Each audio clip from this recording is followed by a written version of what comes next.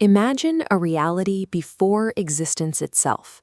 Before matter or mind, space or time, there was only a state of pure, unbounded potential. In the dynamics of Ousia model, this unconditioned origin is called Ousia. It is an infinite ocean, an unbroken unity where no distinctions have yet been made. When we try to picture the origin of the cosmos, we usually imagine a violent explosion ripping out of nothingness. But in this framework, creation is a gentle, localized stirring, a quiet emergence of form from within that infinite unity. This first emergence acts as a delicate field of boundaries. It forms directly out of Ousia, swelling outward while remaining entirely dependent on it, held together by a continuous, unbroken connection to its origin. The birth of the universe is the infinite source restricting its own potential into a temporary, structured form. Everything inside suddenly experiences boundaries, creating the illusion of separation. As this field expands, reality itself undergoes a structural stretching, pulling further from its source than space-time alone can measure. Within this model, distance from the center dictates everything. As layers move further from the pure, unconditioned source of Ousia, they incur a higher level of restriction and density. At the absolute furthest edge of this expansion, the field reaches its maximum state of limitation. It thickens into a crust.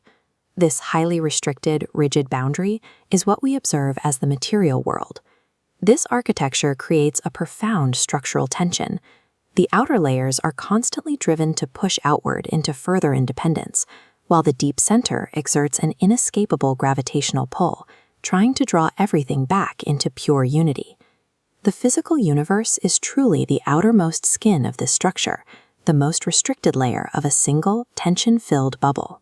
Caught between the drive to expand and the pull to return, the dense surface of this bubble begins to buckle under the strain.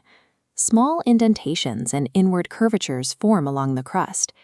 These curvatures spin into dynamic, localized structures called existential vortices. Because we view the universe from the outside, we misidentify these swirling patterns as independent, separate objects. The shape and depth of the vortex determine its nature. A shallow, sluggish depression that barely dips below the surface manifests as inanimate solid matter, trapped entirely within the rigid layer. When a vortex deepens, gaining more movement and flexibility, it pierces further inward toward the center, reaching into the emotional layers of the field. We experience these deeper structures as biological life. Human consciousness represents the deepest type of vortex.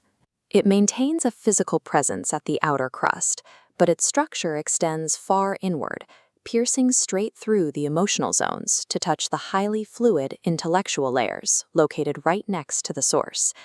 Viewed through this lens, consciousness acts as a multi-layered structural bridge, anchoring the densest physical reality to the infinite fluidity of the source.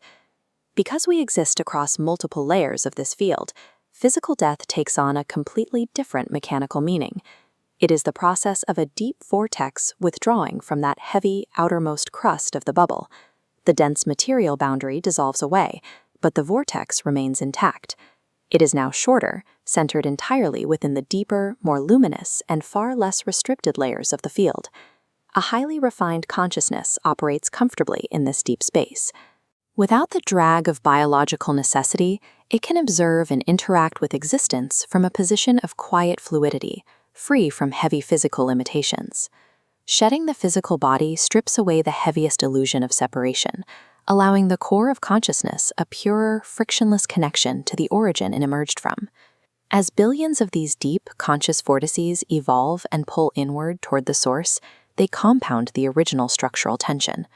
Eventually, the collective inward gravity exerted by these conscious structures overwhelms the field's outward expansion.